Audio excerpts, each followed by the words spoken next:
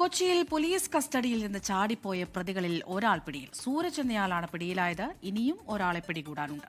വിഷ്ണു സുരേഷാണ് വാർത്തയുടെ വിവരങ്ങളുമായി ചേരുന്നത്. വിഷ്ണു, രണ്ടുപേർ രക്ഷപ്പെട്ടതിൽ ഒരാൾ പിടിയിലായിട്ടുണ്ട്. മാജിസ്ട്രേറ്റിന് മുന്നിൽ ഹാജരാക്കാൻ എത്തിച്ചപ്പോഴാണ് ഇവർ രക്ഷപ്പെട്ടു ഓടിയത്.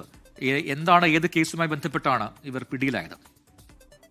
പ്രജിൻ, ഇരുവരും സ്ഥിരം കവർച്ചാ കേസുകളിലെ പ്രതികളാണ്. നോർത്ത് പോലീസ് രജിസ്റ്റർ ചെയ്ത ഒരു കേസിൽ ഇവരെ അറസ്റ്റ് ചെയ്യുന്നു. പിന്നീട് കടവന്ത്ര പോലീസ് സ്റ്റേഷനിൽ ഇവർക്ക് കേസ് ഉണ്ടായിരുന്നു. അങ്ങനെ കടവന്ത്ര പോലീസിന് കൈമാറുന്നു. ആ കേസിൽ അറസ്റ്റ് രേഖപ്പെടുത്തി മജിസ്ട്രേറ്റിന് മുമ്പിൽ നോർത്ത് പരവൂരിലാണ് മജിസ്ട്രേറ്റിന്റെ വീട്.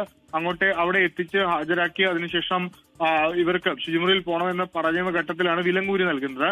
ഇതിനിടയിലാണ് ഇരുവരും മൂന്ന് പോലീസുകാരുണ്ടായിരുന്നു.